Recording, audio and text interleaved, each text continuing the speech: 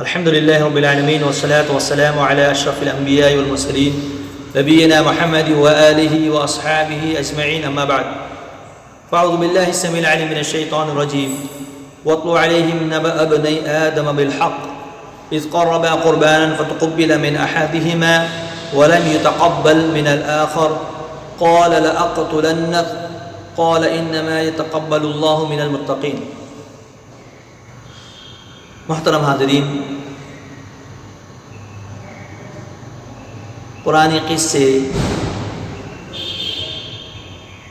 اس series میں آج کے درس میں انشاءاللہ آپ کے سامنے آدم علیہ السلام کے دو بیٹے حابیل اور قابیل کا تذکرہ کیا جائے گا، اور اس واقعے سے ہمارے لیے جو عبرت اور نصیحت کے پہلو ہے اسے ہم سمجھنے کی کوشش کریں گے اور اس پر عمل کرنے کی کوشش کریں گے۔ اللہ رب العزت نے ارشاد فرمایا کہ آدم کے دونوں بیٹوں کا کھرا کھرا حال انہیں سنا دو۔ ان دونوں نے ایک نذرانہ پیش کیا، قربانی پیش کی، ان میں سے ایک کی نظر ایک کی قربانی قبول کی گئی اور دوسرے کی مقبول نہیں ہوئی، تو کہنے لگا میں تجھے قتل کر دوں گا، میں تجھے مار ڈالوں گا۔ اس نے کہا اللہ تبارک و تعالیٰ تقوی والوں کا ہی عمل قبول کرتا ہے۔ محترم حاضرین، اس آیت کریمہ میں اور اس کے بعد کی آیات میں اللہ تبارک و تعالیٰ نے آدم علیہ السلام کے دونوں بیٹوں کا تذکرہ کیا ہے۔ ہم اور آپ اس بات سے بخوبی واقف ہے، جانتے ہیں کہ اللہ تبارک و تعالیٰ نے سب سے پہلے آدم علیہ السلام کو پیدا کیا، مٹی سے بنایا، اور اس کے بعد حوا علیہ السلام کو آدم علیہ السلام کی بسلی سے بنایا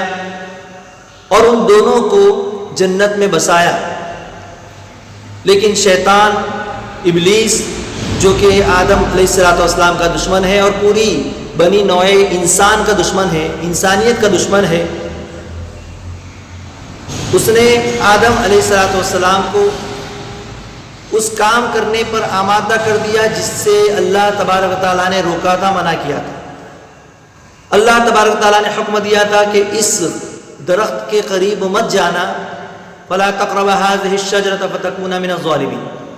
جنت میں جو چاہے کھاؤ، جہاں چاہے رہو، آرام کرو، عیش کرو،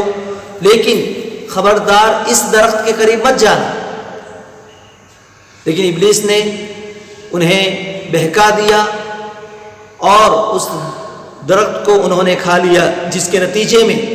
آدم علیہ السلام اور حوا علیہ السلام کے جنتی لباس اتار دیے گئے۔ وہ لوگ درخت کے پتوں سے اپنے جسم کو، اپنی شرمگاہ کو چھپانے لگے، اور اس کے بعد انہیں دنیا کے اندر بھیج دیا گیا۔ دنیا میں آدم علیہ السلام اور حوا علیہ السلام مختلف مقامات پر اتارے گئے، ایک ساتھ اتارے نہیں گئے بلکہ الگ الگ جگہ پر اتارے گئے، اور اس کے بعد کافی سالوں کے بعد وہ لوگ ایک دوسرے کو تلاش کر سکے، ملاقات کر سکے۔ اللہ رب العزت نے انہیں چند کلمات سکھا دیے جس کی وجہ سے ان کلمات کے ذریعے سے انہوں نے اپنے رب کے سامنے توبہ کیا، استغفار کیا، اپنے گناہوں سے معافی مانگی۔ ربنا ظلمنا انفسنا وان لم تغفر لنا وترحمنا لنکونن من الخاسرین، کہ اللہ ہم نے اپنی جانوں پر ظلم کیا ہے، اگر تو ہمیں نہیں بخشے گا تو ہم خسارہ اٹھانے والوں میں سے ہو جائیں گے۔ تو اس کے بعد جب آدم علیہ السلام کی توبہ قبول ہوئی اور اب انہیں اس دنیا میں بسا دیا گیا، اور اللہ تبارک و تعالیٰ ان کے ذریعے سے، آدم اور حوا کے ذریعے سے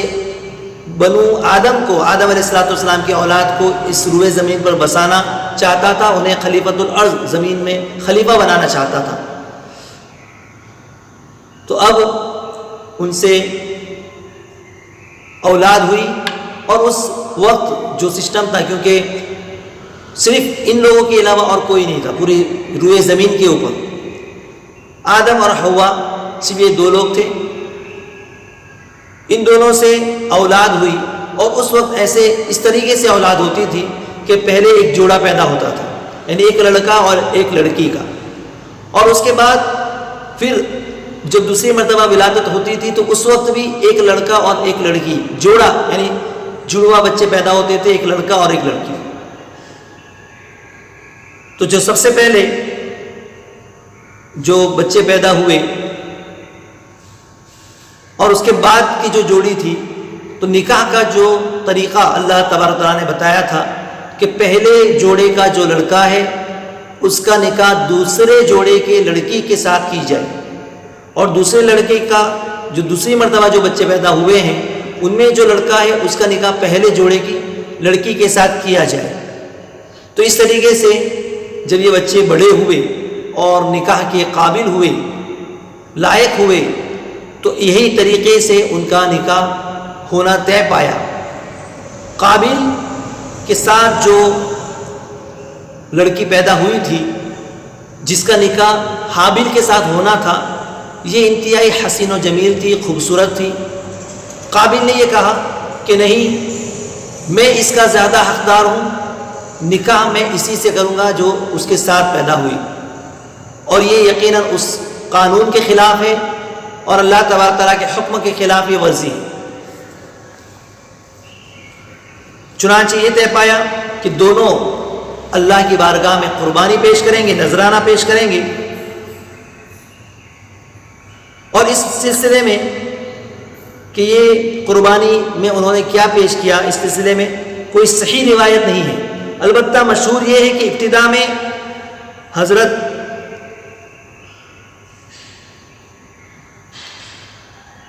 انہوں نے پھر قربانی پیش کی، تو اس زمانے میں قربانی قبول ہونے کا جو طریقہ تھا کہ کیسے معلوم ہوگی قربانی، جب وہ لوگ قربانی پیش کرتے تھے تو آسمان سے آگ آتی تھی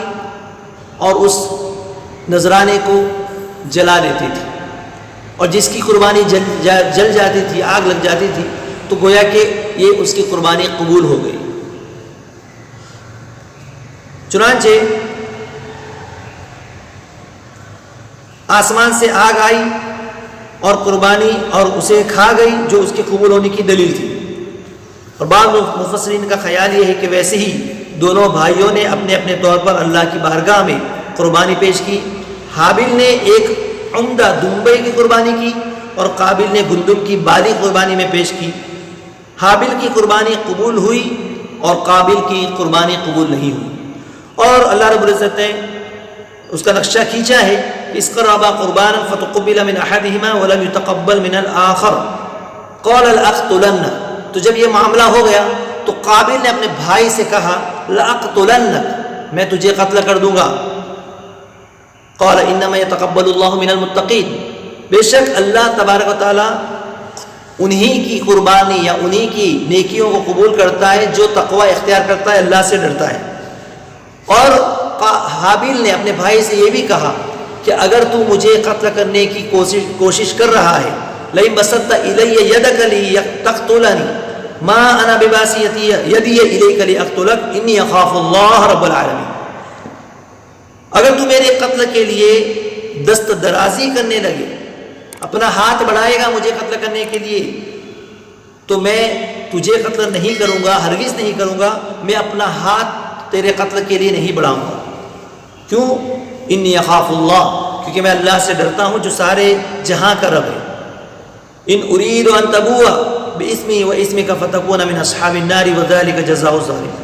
میں تو چاہتا ہوں کہ تو میرا گناہ اپنے سر پر رکھ لے اور دوزخیوں میں شامل ہو جائے، ظالموں کا یہی بدلہ ہے کہ اگر تو نے گناہ کیا، اور یہ سب سے بڑا گناہ ہے، قتل بہت ہی بڑا گناہ ہے، جو مجھے اس وقت ہوتا جب میں تجھے قتل کرتا، جیسا کہ حدیث میں آتا ہے کہ قاتل اور مقتول دونوں ہی جہنم میں جائیں گے۔ صحابہ کرام نے پوچھا کہ قاتل کا جہنم میں جانا تو سمجھ میں آتا ہے کہ اس نے قتل کیا، مقتول جہنم میں کیوں جائے گا؟ تو آپ نے فرمایا کہ وہ بھی اپنے ساتھی کے قتل کرنے کا حریص تھا۔ بخاری و مسلم کتاب الفتن کی روایت ہے کہ اگر دو لوگ لڑ رہے ہیں، دو مسلمان آپس میں لڑ رہے ہیں قتل، اور اگر دونوں تلوار لے کر کے ایک دوسرے کو مارنے کی کوشش کر رہے ہیں، دونوں ہی جہنم میں جائیں گے، کیونکہ یہ بھی اپنے بھائی کے قتل کا حریص تھا، اگرچہ مقتول ہے، قتل کر دیا گیا ہے، لیکن اگر وہ قتل نہ کیا جاتا تو وہ خود بھی اپنے بھائی کے قتل کا مرتکب ہوتا. تو اس لیے یہاں پر حابیل نے اپنے بھائی کے خلاف کچھ نہیں کہا، اسے قتل کرنے کی سازش نہیں کی، بلکہ انہوں نے یہ کہا کہ میں چاہتا ہوں کہ میرا گناہ اور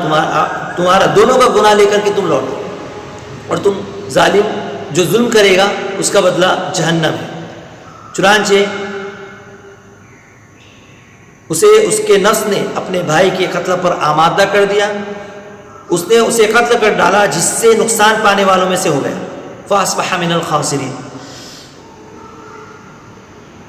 اور حدیث میں آتا ہے یہ سب سے پہلا گناہ ہے، سب سے پہلا قتل ہے جو اس پورے زمین کے اوپر وارد ہوا، اور اس کا سبب کیا بنا؟ حسد. قابل نے اپنے بھائی حابیل سے حسد کی بنیاد پر کہ جو نکاح جو شریعت کا حکم تھا، جو ان کے والد آدم علیہ السلام کو اللہ کی جانب سے حکم دیا گیا تھا، اس کی بات انہوں نے نہیں مانی، اور اپنی خواہشات کے اعتبار سے، اپنی مرضی کے اعتبار سے انہوں نے یہ کہا کہ نہیں میں اسی سے نکاح کروں گا. اور اس کے بعد یہ جو پورا معاملہ ہوا، قتل انہوں نے کر دیا، قابل نے قتل کر دیا. بخاری کی روایت ہے کہ لا تقتل نفسا ظلما الا كان على ابن آدم كفل منها لأنه كان اول من سن القتل.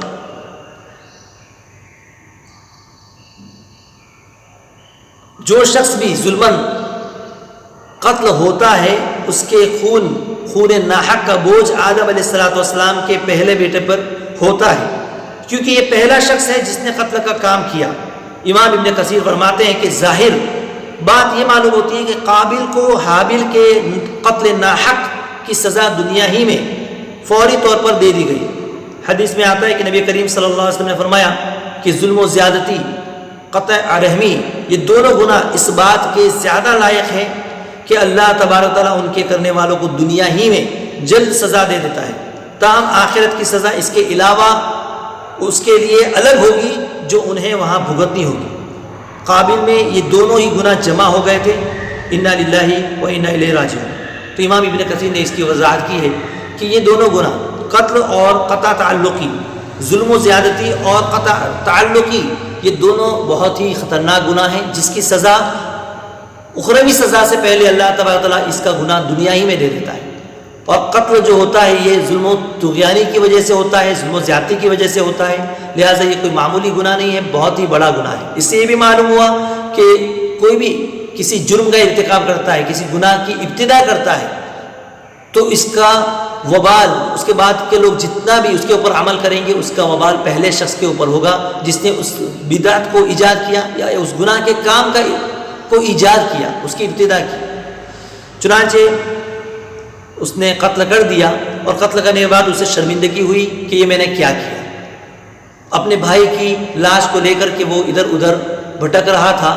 کہ اب اس لاش کا میں کیا کروں، اس جثے کا، اس لاش کا میں کیا کروں،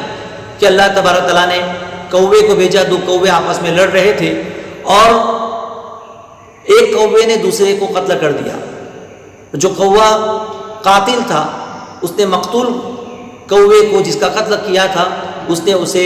زمین کھود کر کے اس میں دفن کر دیا. اور اس طریقے سے آدم علیہ السلام کے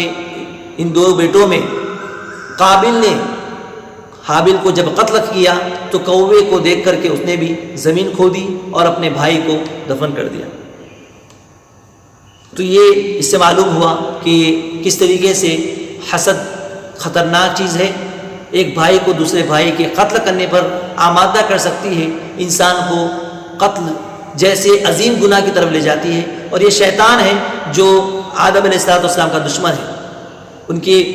یقیناً حابیل کو ورگلانے والا، اس کے ذہن و دماغ میں اپنے بھائی کے خلاف نفرت ڈالنے والا، حسد کی آگ کو بھڑکانے والا شیطان ہے. لہٰذا ہمیں چاہیے کہ اس طرح کے حسد، بغض اور اناد سے بچیں. جو چیز ہم اپنے لیے پسند کرتے ہیں وہی اپنے بھائی کے لیے کریں، اپنے مسلمان بھائی کے لیے کریں، اور کسی کو بھی ایذا، تکلیف اور نقصان پہنچانے سے بچے. اللہ سے دعا ہے کہ اللہ رب العزت اس واقعے سے ہمیں نصیحت حاصل کرنے کی توفیق عطا فرمائے اور اسے ہمارے لیے عبرت اور نصیحت کا سامان بنائے. قرآن کریم کو سمجھ کر کے پڑھنے کی اور اس میں جو بھی عبرت اور نصیحت کے واقعات ہیں اسے عبرت اور نصیحت حاصل کرنے کی توفیق عطا فرمائے. آمین. وما علینا الا البلاغ المبین. السلام علیکم و رحمۃ اللہ وبرکاتہ.